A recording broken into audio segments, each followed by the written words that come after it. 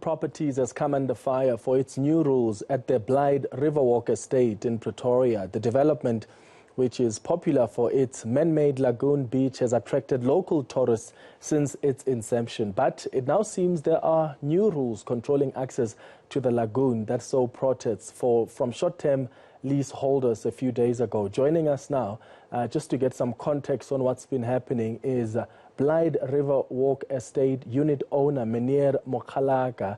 Meneer, thank you so much for making time. What issues do you guys have as short-term letters? Thank you so much, and I would like to greet the viewers. Look, there are many issues, but the first thing is that Balwin is coming up with rules without consulting us. And they hide behind the complaints from the residents, hiding all the underlying issues that are going on right now. And they would say that the STL, that is the short-term letting owners, are creating overcrowding, and that's not true because we don't even have an app to invite friends. We don't have access to that. It's only the residents and also tenants that are there. And they have converted the aquatic center without our permission into a hotel. And now they want to do away with the short-term letting. And we don't understand how can they say they want to do away with the short-term letting, whereas a hotel is a short-term letting. It brings me to Shakespeare's book when Juliet asked a question, what's in a name? For that which you call a name by any name, if you call a rose by any name, it will remain as such, it will smell as such. So what we are saying is that a hotel is a hotel, even if they can call it, even if they don't want to call it short-term letting, but it is a short-term letting. And they are saying that the capacity at the moment for the residents is 900. And we've got 200 units for the homeowners, for the short-term letting. So now, if they are still building 3,000 units and they say there is overcrowding, it contradicts itself. How do they explain that? And that's the problem that we have. Yeah. And so both really is a liar. They are lying. They don't consult us. And they will come up with rules that keep on changing. And that's where we are right now. Yeah, so just to also clarify, we did reach out to Balwin and they said they're not doing interviews. But Meneer, they did send out, in fact, a letter to the owners and the residents, and they seem to have proposed some sort of a compromise between some of the short-term letters that have been even raising concerns about the 250 fee for non-residents and the permanent residents there. Just take us through the compromise that's been reached ahead of that general meeting that's scheduled for the 11th of October, when you will be voting whether or not you should prohibit short-term letting.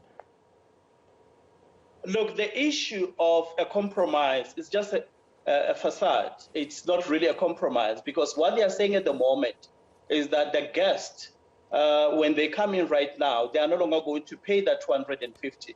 Yes, we welcome that, but that's not all.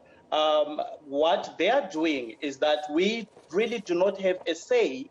Even the voting system that they are using, it's unfair for us. As a matter of fact, there is a voice clip from one of their legal rep that is saying that we are going to vote them out and there won't be any short-term letting. So you can see that the motive already, it's there. And why are they doing that? Because they know that they've got the numbers. If I can just give you a background, you look at the corporate, the body corporate. The body corporate consists of mainly a lot of Balwin employees. In fact, there are only 2 home owners in that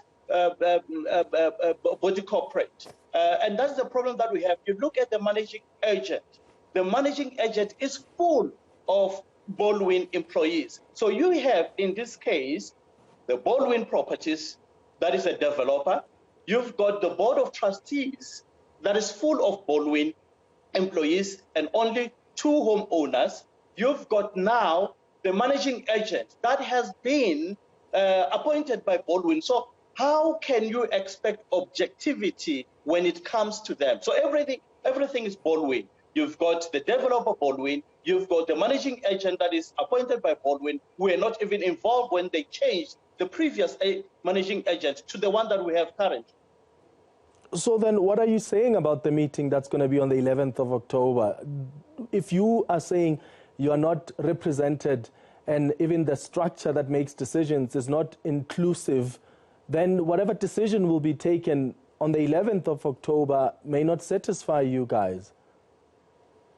Exactly the point that I'm saying, because they have issued that statement as if there will be objectivity, and of course they won't be objective. Like I'm saying right now, if you don't mind, later on perhaps I can send you the voice clip from the legal head, who does not even have the right to be in the meeting of the Board of Trustees, but he's always in the meeting of the Board of Trustees. And the question arises, who is he representing?